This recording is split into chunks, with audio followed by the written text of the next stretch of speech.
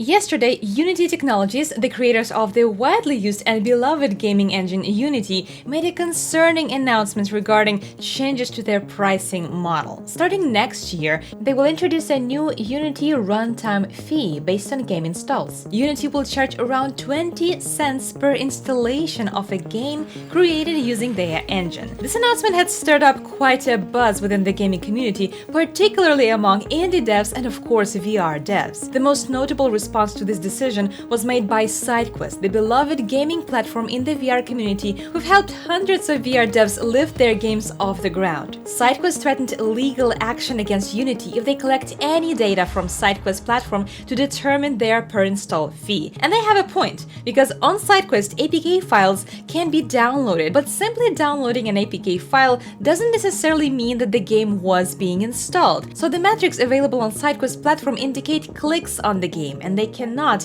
and should not be used to indicate install activities. And SideQuest obviously wants to make it perfectly clear. But going back to this decision by Unity, let's break it down, what it means and why it is a big deal. First important thing to note is that Unity promised that this fee will be collected only if a game has passed a minimum revenue threshold of $200,000 in the last 12 months and has at least 200,000 installs. Some may say, well, this is great news, they are protecting small developers and they're only charging successful game companies. But what Unity chooses to ignore is the hefty expenses that game development can rack up. Things like publisher fees and platform listings fees can chew into a developer's earnings, and sometimes they can take up to 70% of every sale. And with Unity's fee on top, it could leave hardworking developers with very little profit, if any at all. Imagine spending hundreds of thousands of dollars on developing and promoting your game, paying your employees, only to earn 200,000 in return,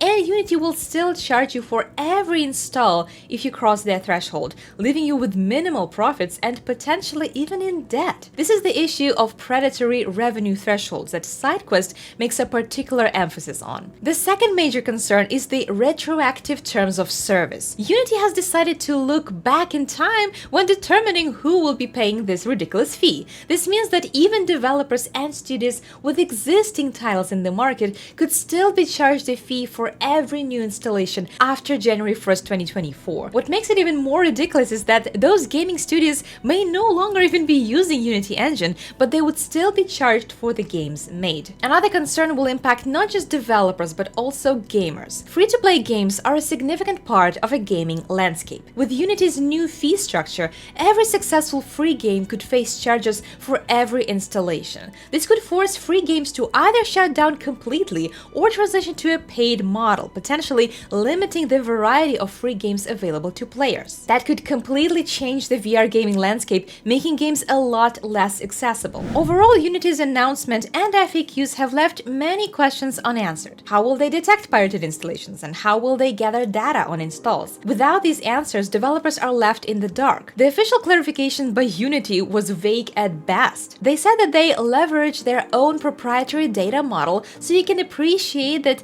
they will not go into a lot of detail, but they believe that it gives accurate determination of the number of times the runtime is distributed for a given project. To that, SideQuest replied in the similar manner to match the ridiculousness of this statement. They said, and I quote, "We will allow them to scrape data, but at the cost of 2 million per web request. We will track web requests using our unique data model, and as I'm sure Unity can appreciate, we won't make public." Gotta appreciate the sass here. So lots of questions remain about how they plan to detect pirated installations, gather data on installs, and ensure transparency throughout this process. The absence of clear answers has added to the uncertainty within the gaming community. I personally hope that Unity will soon realize what a disastrous decision it was and roll it back following the huge backlash from developers and users. But so far they're standing firm. Do you think that they will take it back? And do you think that it is even possible to track every single install event but separate the instances of installing the same game on multiple devices? I have very strong doubts about that, but I would love to hear your thoughts. Subscribe to Disco VR for more, and see you next time.